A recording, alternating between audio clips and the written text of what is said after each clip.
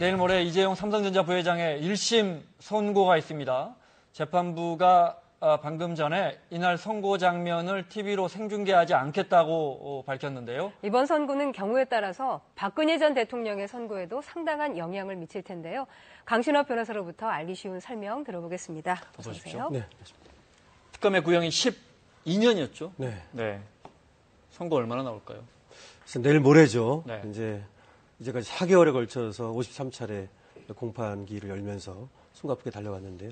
특검에서는 지금 말씀하신 대로 12년을 구형했습니다. 여기에 대해서 이제 선고가 어떻게 나올지 초미의 관심사고 국민들이라든지 세계가 지켜보고 있는 것이죠. 근데 5개의 혐의 아닙니까? 네. 여기서 가장 사실 중요한 것은 뇌물죄입니다. 네. 이 다른 부계자산 도피라든가 범죄 수익 은닉 이런 것들이 있지만 그것은 결국 돈을 어떻게 다시 말해서 숨겨가지고 이 뇌물을 제공하는 방법에 관한 것이기 때문에 뇌물죄가 인정이 안 되면 그런 죄들도 인정이 안 될 여지가 있거든요. 네. 그래서 결국 뇌물죄가 인정이 된다면 이런 것들이 같이 연결될 수가 있어서 네. 중형이 예상되는 것이고요. 만약에 뇌물죄가 인정이 안 된다면 다른 것들도 사실은 인정이 안 될 여지가 있어서 네. 무죄가 나오거나 또 내지는 낮은 형량이 나와서 네. 집행유예까지도 가능할 수 있겠죠. 뇌물죄가 인정 안 되면 다른 재산 해외 도피 같은 혐의도 인정이 안 되고 그러면 형량이 예를 들어 징역 3년 이하로 나오면 집행유예도 얼마든지 가능하고. 그렇습니다. 그런데 이제 우징죄가 있는데요. 네. 이 우징죄는 최순실을 모른다라고 얘기한 거하고 네. 그리고 돈을 최순실에게 주라고 지시한 적 없다는 내용이거든요. 근데 사실은 이것도 뇌물죄하고 연관이 있어요. 그래서 뇌물죄가 이제 그 성립 여부에 따라서 이 우징죄도 이제 같이 가기 때문에 하여튼 하나가 이 뇌물죄 연결이 인정이 되면 네. 중형이 예상되고요. 이것이 인정이 안 되면 생각보다 낮은 형량이나 내지는 무죄가 나올 가능성도 배제할 수는 없다. 네. 이렇게 말씀드릴 수 있습니다. 그 모레 선고 공판 방청권 추첨 경쟁률이 15대 1이더라고요. 네. 박근혜 전 대통령보다 높아요. 글쎄 말입니다. 박근혜 대통령 때가 이제 7.7대 1 정도 네. 됐거든요. 이번에 이제 454명이 신청을 했는데 30석밖에 없어요. 여기가 이제 417호 법정이라 해가지고 재판정이 가장 큰 법정이거든요. 네. 그런데 여기 150석 정도가 있는데요. 네. 여기에 이제 소송 관계자라든가 네. 취재진들이 네. 들어가고 일반인에게는 30석만 배정이 됐어요. 그러다 보니까 450여 명이 이제 신청을 했고 15대 1이 됐죠. 네. 자, 그런 가운데 재판부가 선고 중계를 하지 않겠다. 네. 사실은 이제 얼마 전에 대법원이 이제 국민의 알 권리도 있고 해서 선고 이렇게 몇 년을 선고합니다. 땅땅땅 이거 중계하는데 물론 이제 재판관의 재량에 맡기겠다 했는데 사실은 예상을 깬 결정이 나왔어요. 글쎄 말이에요. 네. 사실은 생중계가 허용되지 않을까 이렇게 네. 기대를 해봤는데요. 저번에 7월 25일 날 대법원이 이제 규칙을 바꿨거든요. 그래서 방청 및 촬영 등에 관한 규칙을 바꿔갖고 사실은 이제 1, 2심 재판의 선고도 중계할 수 있도록 한 거 아닙니까? 네. 근데 이번에 허용을 하지 않았는데 그 이유를 이제 들었는데요. 네. 8월 23일 오늘이죠. 오늘 이 지금 이재용 부회장과 그리고 공범이라고 하는 이 4명, 총 네. 5명이 모두가 이제 동의를 하지 않겠다. 이 촬영이나 중계에 대해서 네. 이런 의견서를 제출을 했고요. 그리고 이제 이것을 받아보고 법정에서 이제 그 재판장이 결국 담당 재판부가 결정을 했는데 그 이유는 그겁니다. 헌법상 보장되는 무죄추정의 원칙 네. 이걸 들었고 또 하나는 회복할 수 없는 불이익이 있을 수 있다. 네. 그러니까 이제 사익이 알 권리라고 하는 공익보다는 더 크다. 이렇게 네. 이제 판단한 거죠. 네. 그래서 어쨌든 허용하지 않겠다라는 결정을 했습니다. 대법원은 국민의 알 권리 때문에 생중계를 허용하는 쪽으로 그렇습니다. 했지 않습니까? 네. 여기서는 피의자의 권리 침해다. 대법원과는 약간 거리감이 느껴집니다. 그렇습니다. 대법원에서는 사실은 원래 이제 헌법 109조에 네. 재판의 심리와 선고는 공개한다라고 돼 있거든요. 법원조직법에도 그렇고. 그래서 그렇게 보면 이제 이 공개의 범위를 어떻게 볼 것이냐라고 하는 건 물론 이견이 있을 수 있습니다만은 공개를 되도록 넓게 하자. 네. 이것이 이제 대법원의 입장이었죠. 그런데 이번에 재판부에서는 이재용 부회장 이 재판부에서는 회복할 수 없는 불이익 이 네. 부분을 이제 강조를 했어요. 그래서 혹시라도 이것을 이제 공개함으로써 촬영하고 중계를 허용함으로써 나중에 회복할 수 없는 불이익 네. 이것들을 이제 강조를 했죠. 이제 10월이면 박근혜 전 대통령 이제 선고도 있을 텐데요. 네. 그때도 이렇게 생중계하지 않을 수 있을까요? 그거하고 조금 달라요. 이번에 보면은 이 형사 27부가 지금 이재용 부회장의 네. 재판을 맡고 있거든요. 네. 여기에서는 첫 기일, 공판 기일에도 그 공판 심리를 시작하기 전에 네. 그 기자들에게 촬영을 허용하는 그거를 인정을 안 했었어요. 아, 그렇군요. 근데 네. 이제 박근혜 전 대통령 재판부는 형사 22부거든요. 네. 여기에서는 첫 기일 날 기자들에게 이 촬영을 허용했었어요. 그렇기 때문에 아무래도 박근혜 전 대통령하고는 좀 재판부가 다르고 그리고 또 여기는 이제 공범이 5명이 있거든요. 근데 박근혜 전 대통령 같은 경우는 이제 최순실만 있죠. 네. 그런 것들이라든지 해서 아무래도 박근혜 전 대통령 때는 허용을 하지 않을까 이렇게 조심스럽게 네.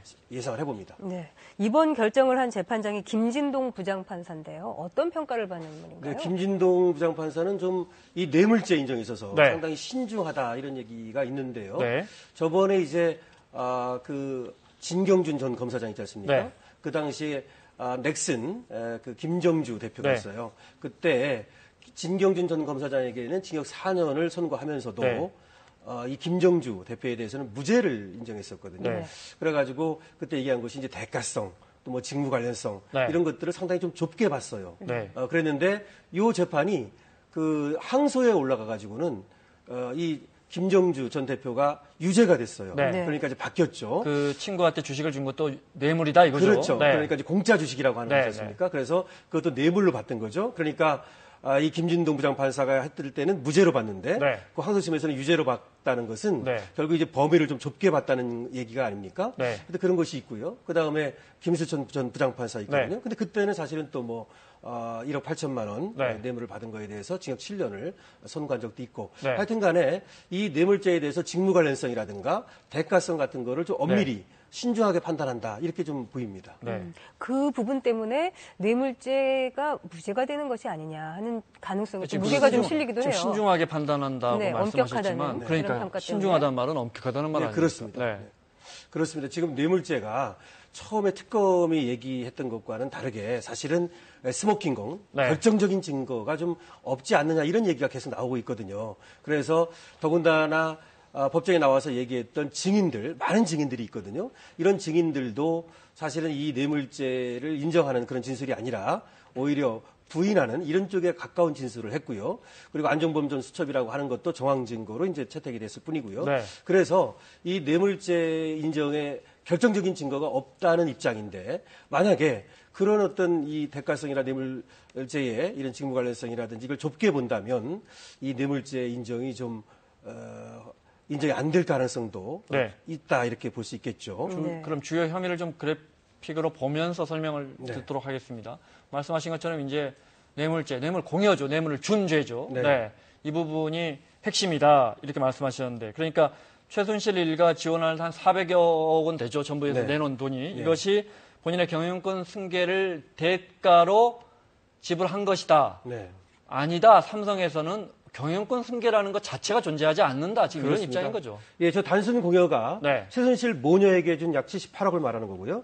제3자 뇌물죄가 미르재단과 K스포츠 재단에 주었다고 하는 204억을 말하는 겁니다. 그러면 단순 공여의 그 말까지 말 사주고 이런 70몇 억이 들어요. 예, 그렇습니다. 네. 예. 근데 저기에 대해서 지금 앵커님 말씀하신 대로 저것이 삼성 입장에서는 정당한 어떤 스포츠 지원, 네. 문화융성 지원이었을 뿐이지 경영권 승계와는 아무 관련이 없다라고 네. 하는 겁니다. 근데 특검에서는 당시에 삼성에서 현안 문제가 경영권 승계였고 네. 경영권 승계를 위해서는 삼성의 어떤 그 지배구조 이거를 네. 이제 재편하고 개편할 필요가 있었는데 네. 그러기 위해서 삼성물산과 제일모직의 합병이 필요했고 네. 이 합병을 위해서 대통령에게 부탁을 해서 국민연금으로 하여금 압력을 가하겠다. 네. 뭐 이런 것이 이제 특검의 입장인데 비해서 삼성에서는 그런 것은 존재하지 않는다. 그것은 가상의 프레임이다.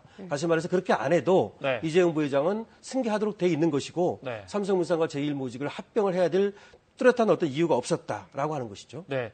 그 잠깐 혐의 나왔지만 재산 구개도피 그게 네. 이제 말 사주고 뭐 이러면서 이제 78억 정도 되지 않습니까? 네. 현금이 갔단 말이죠. 그렇습니다. 근데 네. 일부의 전문가들은 이 부분이 형량이 세기 때문에 그렇습니다. 뇌물죄가 인정 안 되더라도 이 부분만 인정되더라도 이게 상당한 형량이 나올 수도 있다. 이런 그렇습니다. 이 부분이 지금 징역 10년 이상 아닙니까? 네. 근데 이 재산 구개도피가 뭔지를 좀 쉽게 설명을 드리면 일단은 어쨌든 최순실 모녀에게 78억을 줬지 않습니까? 근데 이거를 실제로는 최순실한테 주는 돈인데 마치 아닌 것처럼 허위 그 코어 스포츠하고의 컨설팅 용역 계약서를 허위로 쓰고 네. 그다음에 예금 거래 신고서를 허위로 만들어서 돈을 갖다가 명백하게 불법으로 외국으로 유출시킨 것이다. 네. 그러니까 이것이 이제 재산 국외 도피라는 겁니다. 근데 이것이 만약에 뇌물이 안 된다면 그래서 정당하게 그 스포츠를 지원한 것이라면 그러니까 이 승마 협회를 지원한 것이라면 그러면 재산 국외 도피가 이제 안 될 가능성이 있어서 네. 결국 최순실 모녀에게 거짓말로 꾸며가지고 이 78억을 주기 위해서 뭐 허위 계약서도 만들고 예금거래 신고서도 만든 거냐 아니면 그게 아니라 삼성에서 얘기하는 것처럼 그거는 정당하게 스포츠를 지원한 것이냐 이것이 네. 이제 쟁점입니다. 네. 지금 이재용 부회장 입장은 어떤가요? 이재용 부회장은 계속해서 얘기하고 있는 것이 네. 아까 말씀드린 대로 상당히 이제 특검의 어떤 이 프레임에 대해서 가공의 프레임이라고 하는 입장을 견지하고 있고 자신은 이와 같이 대통령에게 부정한 청탁을 한다거나 네. 그런 것이 전혀 없었다. 네. 이렇게 얘기하면서 그다음에 자신은 또 이제 개입하지 않았다는 입장을 또 취하고 있는 거 아닙니까? 네. 그러니까 최순실에게 돈을 주고 이런 것들도 78억 정도는 자기 반드시 결제를 받아야 되는 것도 아니고 몰랐다. 그래서 몰랐다라든지 개입하지 않았다. 네. 그리고 부정한 청탁을 하지 않았다. 이렇게 정리할 수 있겠죠. 네. 네. 그럼 여기서 역대 재벌 총수들의 재판에서는 구형과 선고가 어떻게 달랐는지 저희가 정리해봤습니다. 네. 김우중 전 대우회장은 20조 원대 분식회계 및 9조 8천억 원대 사기대출 혐의로 지난 2006년 징역 15년과 추징금 23조 원을 구형받았습니다. 1심 선고 형량은 이보다 낮은 징역 10년과 추징금 21조 원이었는데요. 최종심에서 징역 8년 6개월, 추징금 17조 9,253억 원을 확정했습니다. 김승현 한화그룹 회장은 위장계열사 빚을 갚아주기 위해 3,200억 원대의 회사 자산을 부당 지출하고 계열사 주식을 가족에게 헐값에 팔아 회사에 1,000억 원대의 손실을 끼친 혐의로 지난 2012년 징역 9년과 추징금 1,500억 원이 구형됐습니다. 하지만 최종적으로 징역 3년의 집행유예 5년이 선고됐습니다. 한편 이건희 삼성전자 회장은 2008년 이른바 삼성 비자금 사건으로 또 기소되는데요. 검찰은 징역 7년과 벌금 3,500억 원을 구형했습니다. 적정하다고 생각하십니까? 이거 법을 알아야지. 하지만 법원은 징역 3년에 집행유예 5년을 선고해 풀려납니다. 이마저 1년 이후 다시 사면됐습니다.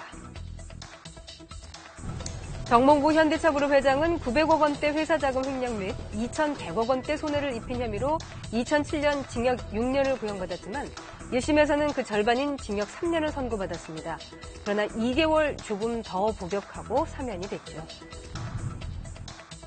한편 최근 최태원 SK 회장은 계열사 자금 500억 원 횡령 및 140억 원가량의 비자금 조성 혐의로 2012년 징역 4년을 구형받았는데요.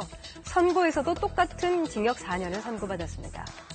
재벌 총수들 가운데 유일하게 검찰 구형량과 재판부 선고 형량이 같았던 사례입니다.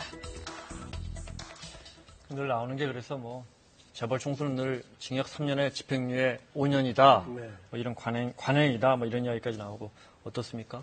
그래서 과거에는 이제 지금 말씀하신 것처럼 집행유예가 붙고 그 다음에 조금 있다가 사면하는 그런 패턴을 반복해 왔는데요. 거기에 대해서 이제 비판 여론이 거세게 일고 과거에는 이제 경제에 미치는 악영향이라든지 그다음에 이제 기업이 어쨌든 이제 사이에 국가 발전에 공헌한 것이 있지 않느냐 이런 걸로 이제 계속해서 그런 패턴을 보여왔습니다. 네. 그러나 이제 사회가 어떤 투명해지고 오히려 기업에 요구하는 이런 것들이 높아지면서 얼마 전에 최태원 회장 같은 경우는 전체 모두 복역을 하고 나왔거든요. 그래서 앞으로 이제 그런 패턴은 더 이상 이제 용인되기 어려운 네. 그렇게 봐야겠죠. 사회적 분위기도 그렇고요. 네, 그렇습니다. 네, 이재용 부회장 1심 선고 그 내용 중에 어떤 부분이 이제 박근혜 전 대통령의 선고와도 관련이 있을 텐데 그 근황이 관심입니다. 네. 최근 법정에 출두한 박근혜 전 대통령의 모습입니다. 이렇게 트레이드 마크라고 하죠. 머리 손질을 많이 못하고 많이 지친 얼굴인데요. 네. 많이 헝클어졌고 지난 21일 법정에 출두했을 때의 모습입니다. 네. 자, 시간 때문에 이것만 여쭤보고 끝내야겠습니다. 아무래도 이재용 부회장 뇌물 공여죄 이런 부분들이 이제 10월로 예정된 박근혜 대통령의 1심 선고에도 상당한 영향을 미치겠죠. 예.